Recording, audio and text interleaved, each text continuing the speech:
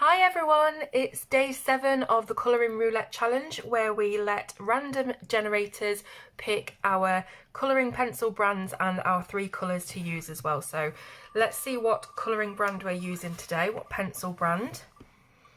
So today it looks like we're using my favourites, it's the Prismacolor. So Prismacolor pencils, we can take those off the wheel and move across to our colour pickers, and the first one is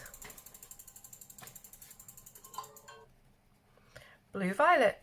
So I think we've had this one once or twice already.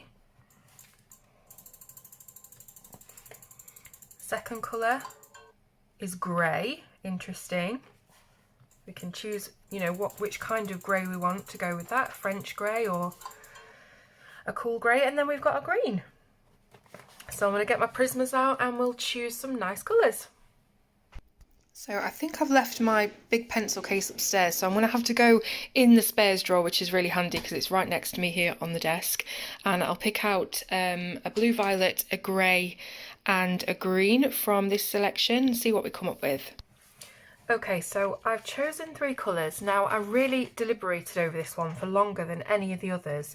I tried out a few different blue violets, greys and greens, and I really couldn't decide what was going best together and also which illustration would best suit these colours. So I just did loads of swatches and I ended up with my favourite colour, which is parrot green, and then the Imperial Violet rather than the standard blue violet that comes in the Prismacolor set. So I thought we just change it up a little bit, and also a 30% cool grey. So I thought the cool grey would act quite like a silver, and it wouldn't take over the other colours, it would just be a nice little addition. And I really like the Imperial Violet and the Parrot Green together. This kind of blend, it almost reminds me of like a toothpaste or something. It looks really fresh and clean. So as I said, I deliberated a lot over which one of the illustrations to do. At first I was going to do the butterfly that's just above here, and then I thought that these 3 colours might work really nicely with the green for our trees and then the violet for the sky, and wherever we're going to put our bits of grey silvery detail in there as well. The silver could also do a really nice glow around the moon. So we'll try it, we'll see what happens. So what I think I'll do is I'll put that glow in first of all, just to make sure that it's there, because very often, excuse me, very often when I'm colouring, scenes that have light sources or moons or suns or what have you, I'll always forget to do the glow. And I'll end up colouring the background and I'll get right up to it and I'll think, damn, I meant to do the little glow around it to stop the other colours sort of interfering in that area. So I'm going to do that first, and hopefully this will work.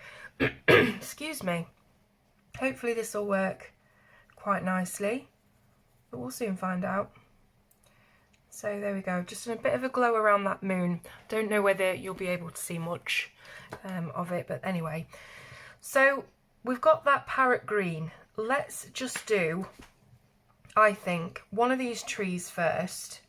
And I might even layer up some of the Imperial Violet at the edge of the parrot green to darken it up. I'm hoping that'll work.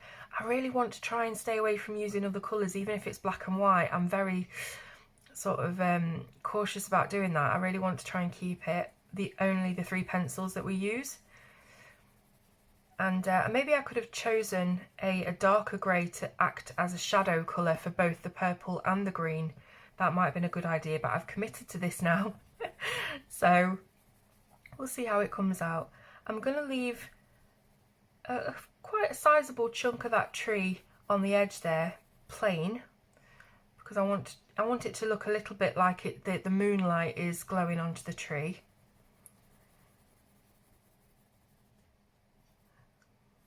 And then, like I said, I might try a little bit of the violet just on the other side of the tree to maximise some contrast a little bit. I don't know how it's going to work. I've tried to do, a few little blends and things on my scrap paper, but I'm not really going to know unless I try. So I can't believe we're on day 7 already. I'm sure it's gone as fast for you as it's gone for me, and you all seem to be really enjoying it, and I've seen a couple of people be inspired by it and they're doing this page or another page with random generators, and it's all fantastic. So I'm really, really glad to see that. So there we go. I'm just going to leave that as is. And like I say, I wonder what will happen if we just put a little bit of this purple on the other side of the tree. And I'm not doing any pressure here whatsoever. It's very, very light. So I'm hoping it will give us a little indication of shadow without taking over the colour. I think it is actually. Yeah, I think that's working out. It probably isn't as obvious to the camera as it is to my eye, but it does really make quite a nice little shadowed area there, which goes well in contrast with the light side. So hopefully once we put our background in, there's a lot of hope going on. hopefully when we put our background in, it will all tie together and it will look like it's glowing from the moon.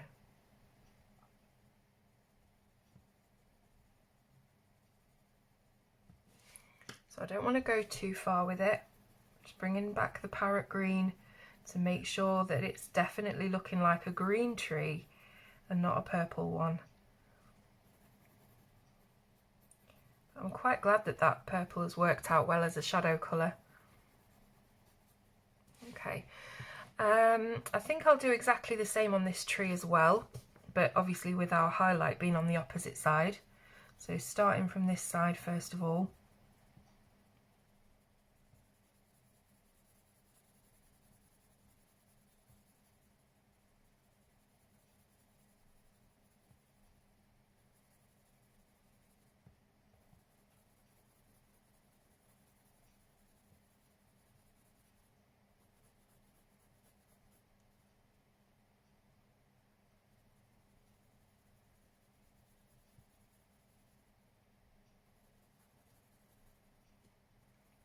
So as you can probably see, I'm not filling in the whole tooth of the paper.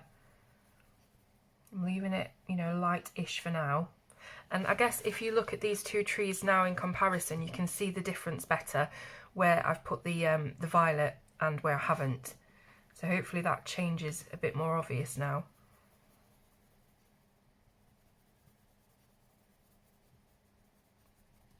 Okay, so we'll do that same thing. Again, very, very light pressure.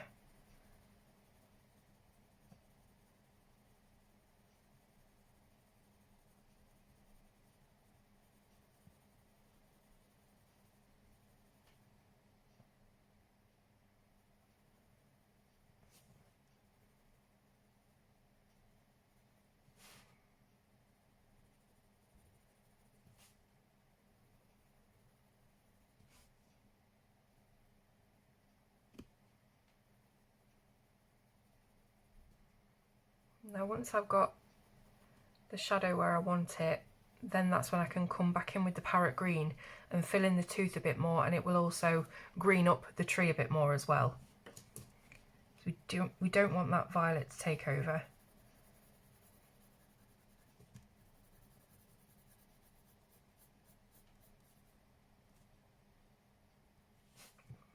Prismas are just perfect for this because they're so opaque. You can cover even dark colours with light colours. And it really scales them back, which is what I was after. So I'm leaving that for now. I'm not going to say I won't come back and fiddle about with it soon, but I think I'm going to do that background because then I'll know what I'm going to do with everything else. So I'll start from the glow around the moon with a very light pressure again. I'm just using a blunt side of the pencil so we don't get any harsh lines.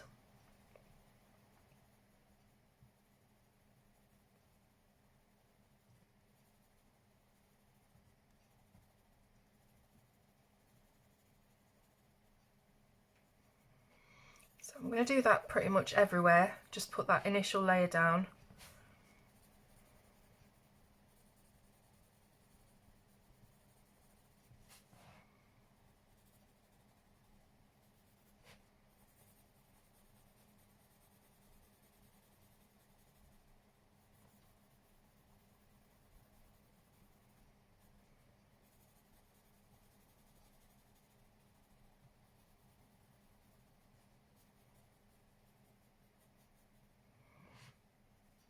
that's a base layer done. Just making sure that it's a bit neater.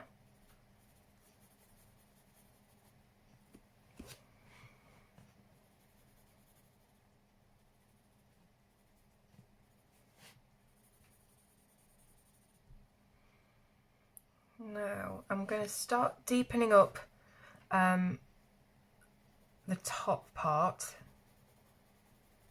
so it sort of fades and graduates down toward the bottom. See how that works. I've got a real frog in my throat today. Sorry about that, guys. I've been out today, and you know, you take the kids out. Don't do that. Sit down. Stop. You know. So I think that's why my voice is a bit scratchy.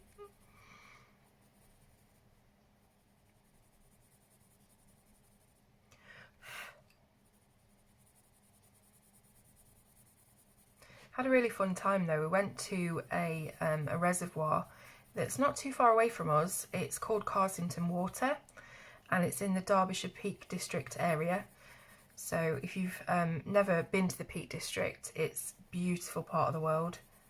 And as I say, luckily it's not too far away from us, so we can go there sort of quite often. It's a really, really, really lovely place. There's boats and people doing kayaking and stuff like that. There's also this stone, which is like a huge round, very smooth tumbled stone, and usually it has it's covered in water, and it sits there in the courtyard, and it's a ton heavy, this stone, so it's really, really heavy and big, and you wouldn't be able to move it at all if you tried. But with it having the water, you can just put your finger to it and it'll move. It's amazing. It's very hard to describe. I think it's called a Kugel stone or something like that. But even though it's very, very, very heavy, just that little layer of water enables you to move it with the touch of a finger. And the kids absolutely love it. But unfortunately today, the water wasn't on. I think it's to do with COVID and, you know, not wanting you to touch too many surfaces and things. So that was a shame, because it's been quite a while since we went, even though, you know, it's not too far away from us. It's just been a while since we went. So I wanted the kids to have a play with that again, because I think they might have forgotten about it. So that was annoying. But at least we had a nice little road trip and walk around. And then we had some fish and chips in a nearby village called Matlock, which again is another beautiful place to visit in the Derbyshire Dales. And yeah, it was a really good day. But as I say, lots of be careful, come down, you know, and they're trying to climb trees and stuff like that. So, but there's a lot of really steep inclines and things. Obviously, it's the Peak District. So when the kids just decide they want to scale this vertical hill or cliff or something, you know, obviously it scares you to death. But they had so much fun. So as you can see, I'm waffling on, but I'm just building up layers of this Imperial Violet coming from the top down. And really I need to be starting to put a bit more pressure on this now and speed it up a little bit and build those layers.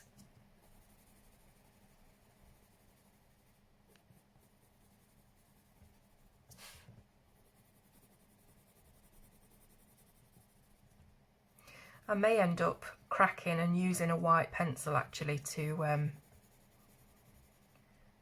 maybe smooth it out a little bit, but I'm sure you'll forgive me.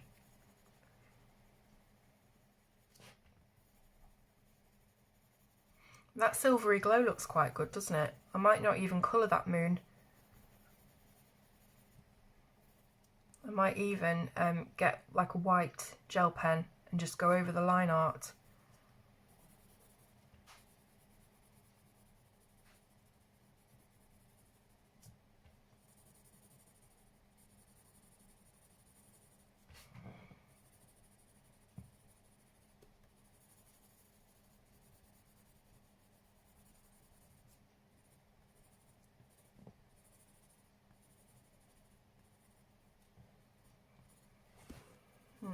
Okay, right, so leave that for now.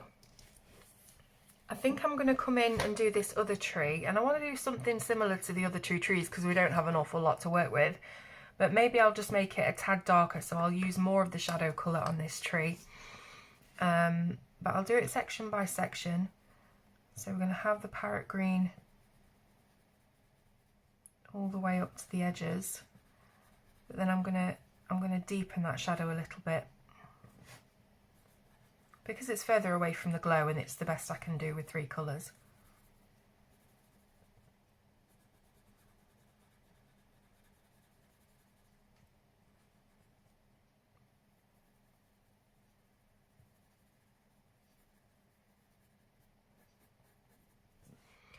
Okay, so the violet now. I'm still keeping my pressure really light, but I'm bringing it out a little bit further.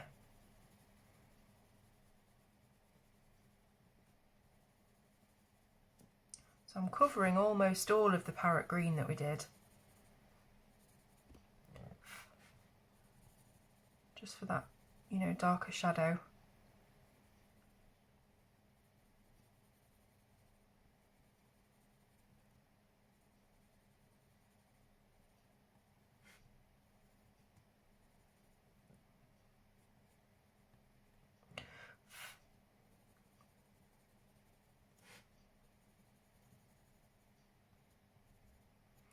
I'll just put a bit underneath the rim of each section of the tree as well to show that that's being overlapped, so it would have some natural shadow there.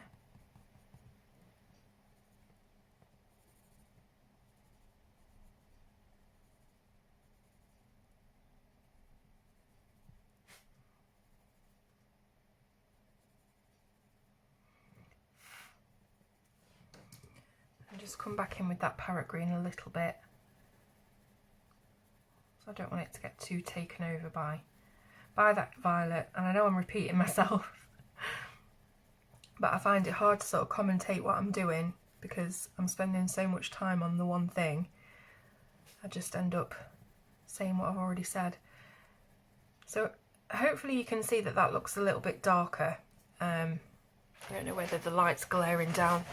Let's have a look. Oh no, it's not too bad there actually. So hopefully you can see that that's looking a little bit darker, a little bit further away, hopefully, maybe. I really quite like this purple and green combo actually.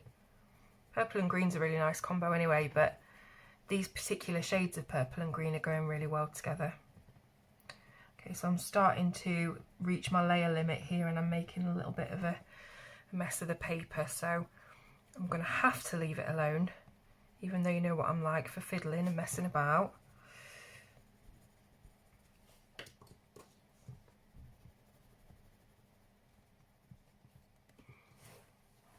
Alright, stop. Let's have a look then. So this tent, what can we do with this? So I guess we could make the curtains silver because we don't have any of that on here so far. I say silver, it is 30% cool grey, so it's not a silver, but that's sort of the look it's giving us without actually using a silver pencil. No special techniques here. Just doing it slightly darker towards the curtain tie back. That's it, tie back.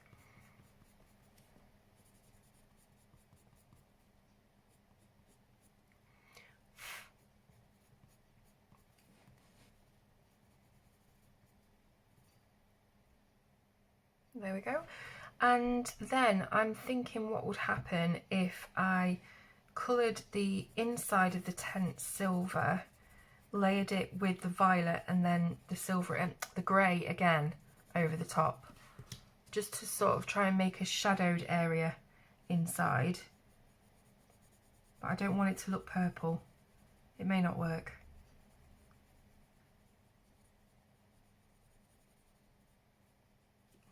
So let's bring in that grey again. Lots of dust and debris from these pencils. Obviously it's a bit of a darker shade, so I'm doing something right, but maybe it's not quite how I saw it.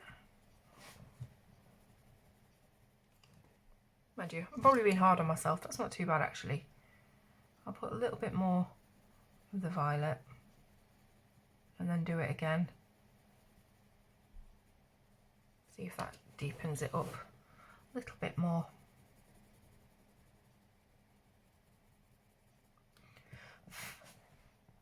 It's just trying to find all these little tricks when you're limiting yourself so much. Little tricks to try and make what's in your head on the page. Sometimes it's very, very difficult.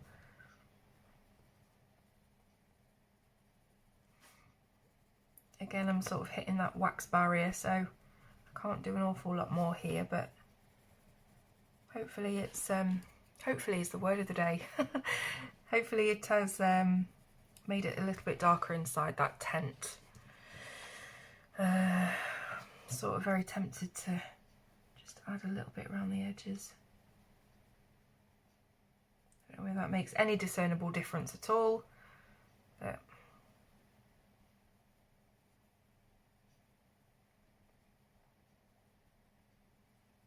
there we go. And I might do, I know we've got grass down here by the way, but I'm kind of ignoring it just like I did on the Chroma Flow one. I don't know whether to fill it in, but I don't want too much sort of like green trees, green grass.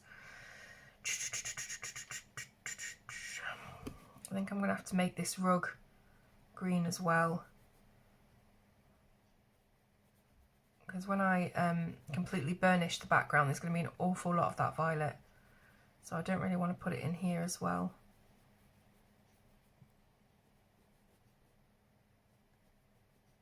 I'm overthinking far too much for a quick little challenge. That's my issue, and that's why this helps, because I really can't be in control of every little thing if I'm limited in this way.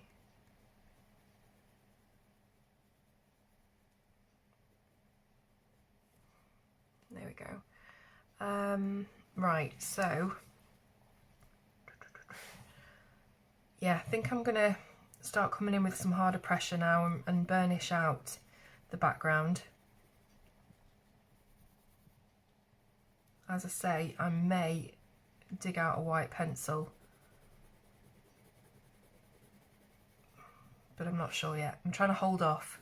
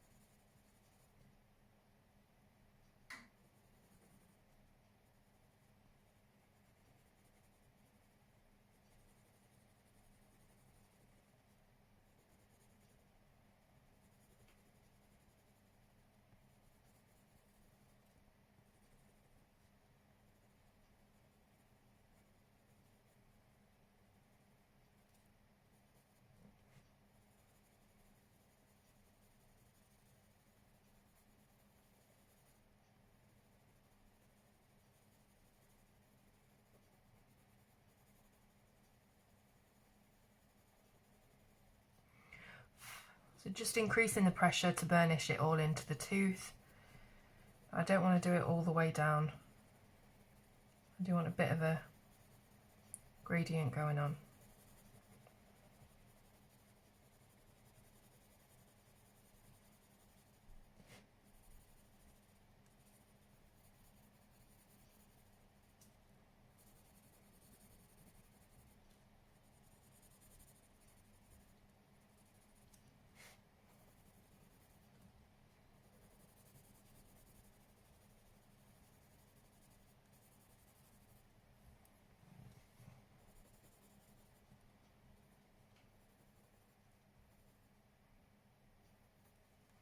I think I'm going to have to do those sticks in green as well, the tent sticks, the tent poles, just purely because I can't really do them in anything else.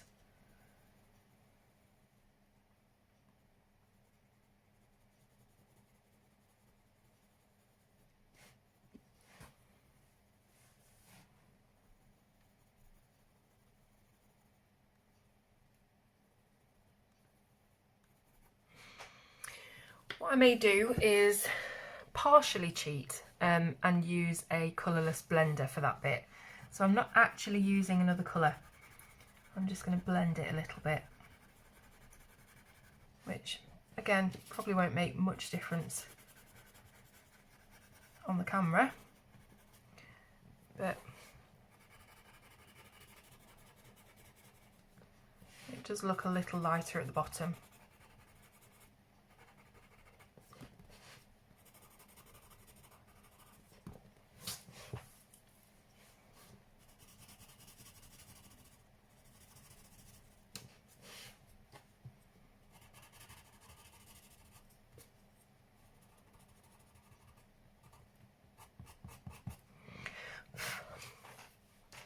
I think I maxed out my layers at the top here, so I can't really make this any darker. So, you know, in an ideal world, this gradient wouldn't be as subtle as it is. It might look, you know, a lot more lighter at the bottom. But anyway, right, stop playing with it now, just get on. So with this glow around the moon, just going to reaffirm that, make sure that it is looking nice and glowy. And bring in probably that white gel pen that I said to remove the line art. Might look a bit better. I'm just using this grey to sort of buff out the rest of the tooth in the violet that we've left around there and widen the glow a little bit.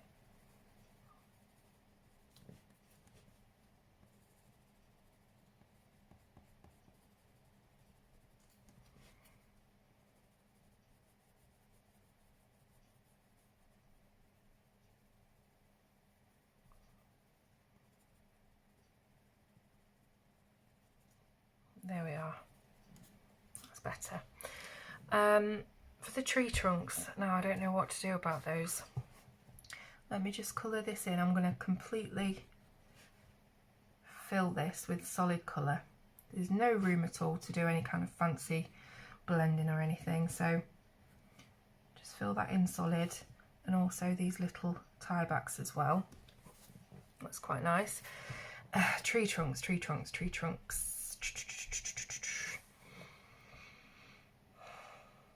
May have to try some violet and green and maybe the grey as well. You know, I'm never going to be able to make a brownish kind of colour out of these colours, so it's just going to have to look like moonlight shadow. That's what I'm saying, I'm sticking to that. So bit of violet, bit of green, just chuck everything at it, and then a layer of that grey on top.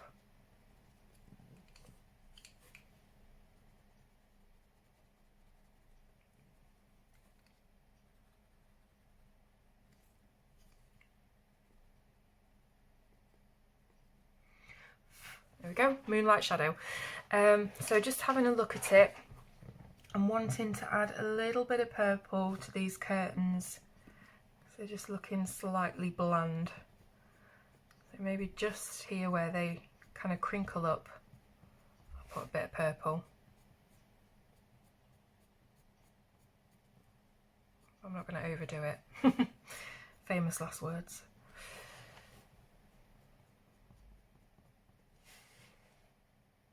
That's a bit better, I think. It just kind of indicates the folds, I guess, a little bit more. Could be sharper, but hey ho. Right, white gel pen. Let's grab one and try and remove this line art then. I don't know whether this is worth doing really, but we can but try. Gosh, I'm boring myself now, guys. I don't know how you're feeling. I really wish I could be one of these naturally chatty, sociable people, but I'm one of those awkward people that always either says something silly or just doesn't know what to say, and it gets a bit awkward.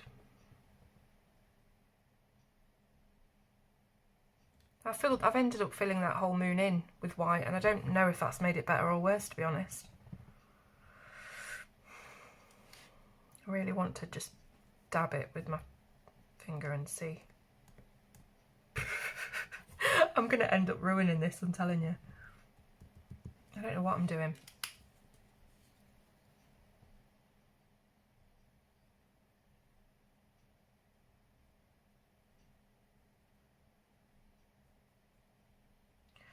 So now I'm just removing what I've just done for no good reason, really.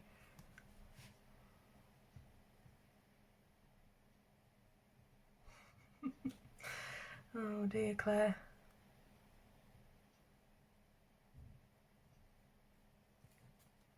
I don't know. Maybe it's helped in some way just to dull the line down a little bit, if not remove it completely, because I think removing it completely looks a bit odd. But I'll give it the benefit of the doubt for now, and see what you think. I'd love to know what you think. Let me know in the comments. Have I completely wrecked it? Does it look all right? I don't know, but I want to put some stars in just to distract the eye from the mess. If I'm going to cave and use different things like white gel pens, I might as well use them as much as possible.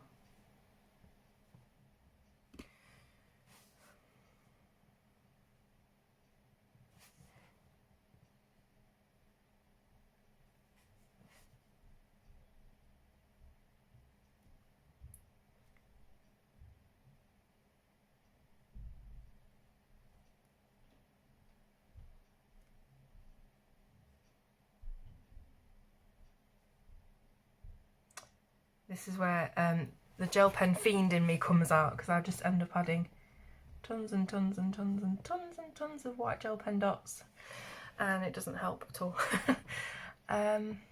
Just wondering if I can use it anywhere else just for embellishment. All I keep getting drawn to now is that moon. It's really annoying me how I've messed it up. But anyway, maybe I should do a little line just on the edge of this tree to really show that moonlight reflection.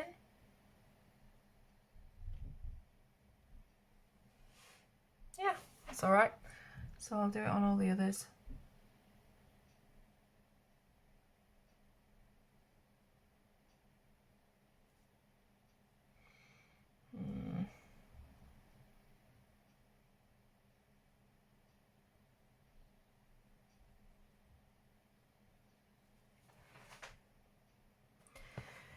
I don't think there's an awful lot more I can do on this one, guys. To say that these are my favourite and most used pencils, I think I've let myself down a little bit on this particular one, but hopefully there we go again. If I had £1 for every time I said that, I'd be able to go and get a pint. I don't even drink, why would I say that? This is what I mean, awkward.